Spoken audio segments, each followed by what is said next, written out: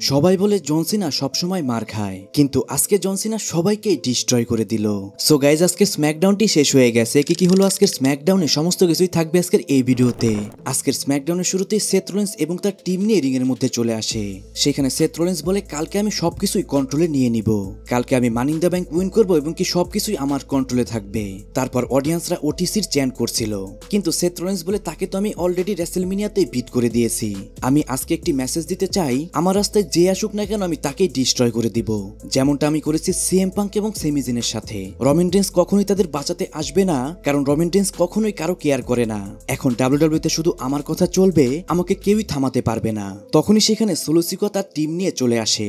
Solo সিকোয়া এসেই বলে, তুমি যে বললে তোমার রাস্তায় যেই আসবে তাকে তুমি ডিস্ট্রয় করে দিবে, এইটা শুনে সেথ রোলিন্স বলে, রাইট। তারপর সোলো সিকোয়া আবারও বলে, তুমি যে বলে তোমাকে কেউই থামাতে পারবে না। সেথ রোলিন্স এর উত্তরে বলে, হ্যাঁ এটাও রাইট। সোলো সিকোয়া বলে, সেথ রোলিন্স তুমি একটা ছোট মোটো ব্লাড লাইন চালাচ্ছ। সে ব্রন ব্রেকারের কাছে যায় এবং কি সে বলে, তুমি তো যে ওসুর জায়গায় দাঁড়িয়ে রয়েছো। এরপর সে ব্রনসন রিডের কাছে যায় এবং কি সে বলে, তুমি তো সেমি জিনের জায়গায় দাঁড়িয়ে রয়েছো। তুমি ওয়ার গেমসে আমার সাথে টিম আপ করে ফাইট করলে, তারপর তোমার আমি কোনো ফোন কল এবং কি মেসেজ পাইনি। আর এখন যখন তুমি আবারও ফিরে এসেছো, তুমি এই টিমের মধ্যে অ্যাড হয়েছো। তারপর সোলো সিকোয়ার চোখ যায় ওয়াইজম্যানের দিকে এবং সে বলে, আরে ওয়াইজম্যান, অনেকদিন পর তোমাকে দেখলাম। এই সব শুনে সেথ রোলিন্স অনেক রেগে যায়। সেথ রোলিন্স বলে, তুমি এরপর যা বলবে ভেবে চিনতে বলবে। সোলো সিকোয়া বলে, মানি ইন দ্য ব্যাংক তো শুধু আমি উইন করব।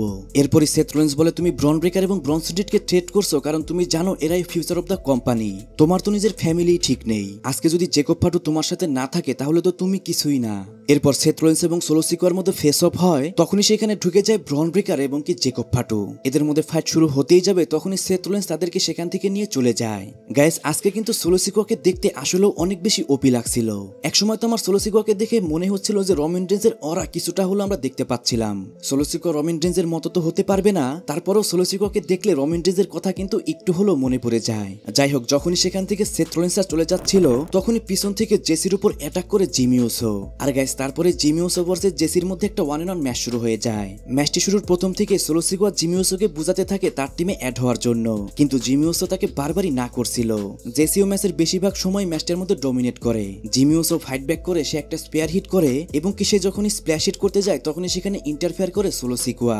একটা মোমেন্টে জেসি জিমি উসোকে অ্যাটাক করতে যায়, কিন্তু সেখান থেকে জিমি উসো সরে গেলে জেসি গিয়ে পড়ে জেকব ফাটুর ওপর, যার সুযোগে Jimmy Uso roll up pin করে ম্যাচটার মধ্যে উইন করে যায়। আর গাইস, ম্যাচ শেষেও কিন্তু জেসি এবং জেকব ফাটুর মধ্যে আমরা ঝামেলা দেখতে পাই। তারপর ব্যাকস্টেজে আমরা ড্যানিয়াম প্রিস্ট এবং জেকব ফাটুকে দেখতে পাই। সেখানে ড্যানিয়াম প্রিস্ট সোলো সিকোয়াকে ইউএস চ্যাম্পিয়নশিপ ম্যাচের জন্য ওপেন চ্যালেঞ্জ করে, যার বিপরীতে জেকব ফাটু তার চ্যালেঞ্জটি অ্যাকসেপ্ট করে নেয়। তারপর জেলিনা ভেগা ভার্সেস পেপার নেভিনের মধ্যে একটা ওয়ান অন ওয়ান ম্যাচ শুরু হয়ে যায়, যে ম্যাচটার মধ্যে জুলিয়ার হেল্পের কারণে এই ম্যাচটার মধ্যে জেলিনা ভেগাই উইন করে যায়। তারপর অ্যালেক্সটার ব্ল্যাক ভার্সেস এল নাইটের মধ্যে একটা ওয়ান অন ওয়ান ম্যাচ শুরু হয়ে যায়। ম্যাচের শুরুতে এল নাইটের একটা লম্বা সেগমেন্ট হয়, সেগমেন্টের মধ্যে সেরকম কিছুই ছিল না, তাই সেটা বলে আমি ভিডিও বড় করতে চাচ্ছি না।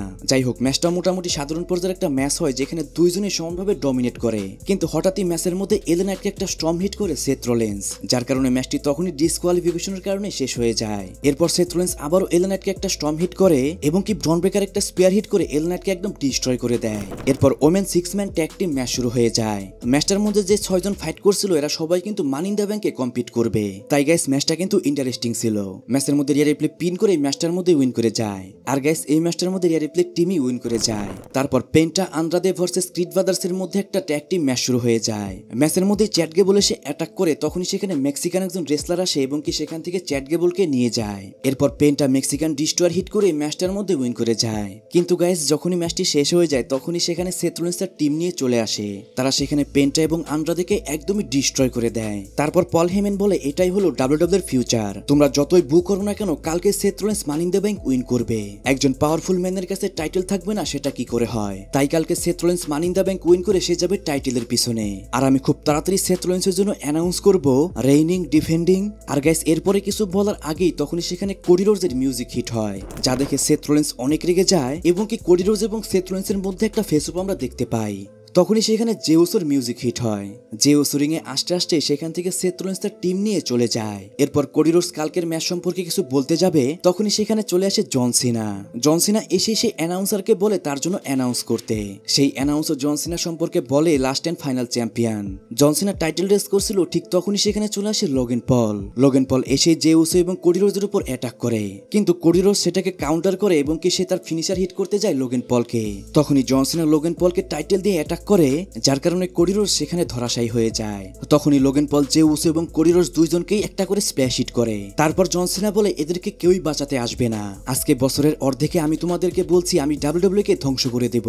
এইটা হলো ডাব্লিউডাব্লিউর ফিউচার। তারপর সে তার আনডিসপুটেড চ্যাম্পিয়নশিপ বেল্টটি দেখায় যে এইটা সে বাড়ি নিয়ে যাবে। আর লোগান পল দেখায় world heavyweight championship title. John Cena বলে সে এই টাইটেলটাকে টপে নিয়ে যাবে, কারণ Logan Paul face of the company and future world heavyweight champion. তারপর জন সিনা কোডি রোডসকে আবারও ধরে এনে একটি অ্যাটিটিউড অ্যাডজাস্টমেন্ট হিট করে।